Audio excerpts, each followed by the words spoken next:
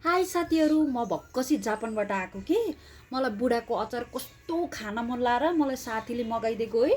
यो पोर्कको अचार, यो बफको अचार, यो चिकनको अचार है। मैले यहाँ पोर्कको अचार नि हालेँ, यो बफको अचार भयो है। आज यस्तो बनाएर खान मन लाग्यो कि बुढाको अचार कस्तो फेमस छ अरे है।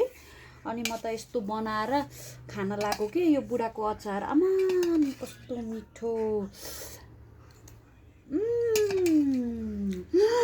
ओ माय गॉड, यो के हो यो के हो यो बुढाको अचार? आमा यस्तो खाएर मेरो बच्चा मर्यो भने, म मर्यो भने, मेरो हेल्थलाई मेरो समस्या आयो भने कस्तो केयरलेस गरेको तपाईँहरूले यस्तो।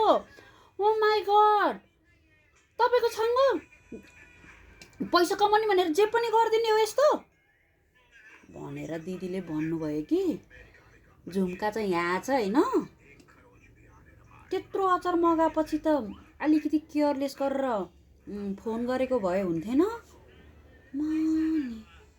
तपाईँलाई भ्युजै बढाउन थियो भने है, अर्काको त्यो त्यत्रो दुःख गरेर कमाएको दुःख कति मेहनत गरेर कमाउनु भएको हो कि उहाँहरूले। त्यो ब्रान्ड, एउटा बुढाको अचार ब्रान्ड थाहा छ।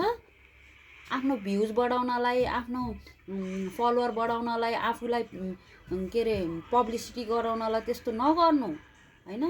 तपाईँलाई त्यस्तो चित्त नबुझेको भए त्यत्रो छवटा मगाउनु भएको सट्टामा त तपाईँले एटलिस्ट पर्सनली फोन गरेर भने भए त नयाँ आउँथ्यो होला नि त। त्यही पनि त्यो रबर मासु, के अरे बफ मासु फ्राई गर्दा गर्दा चिप्लिक्क भएको होइन। त्यो त रह्यो त रबर त कता कता जान्थ्यो होला। त्यति साह्रो गर्नु हुँदैन के अर्कालाई गिराउनलाई, आफू माथि उठ्नलाई, अरूलाई तल गिराउनलाई त्यति साह्रो गिर्नु हुँदैन।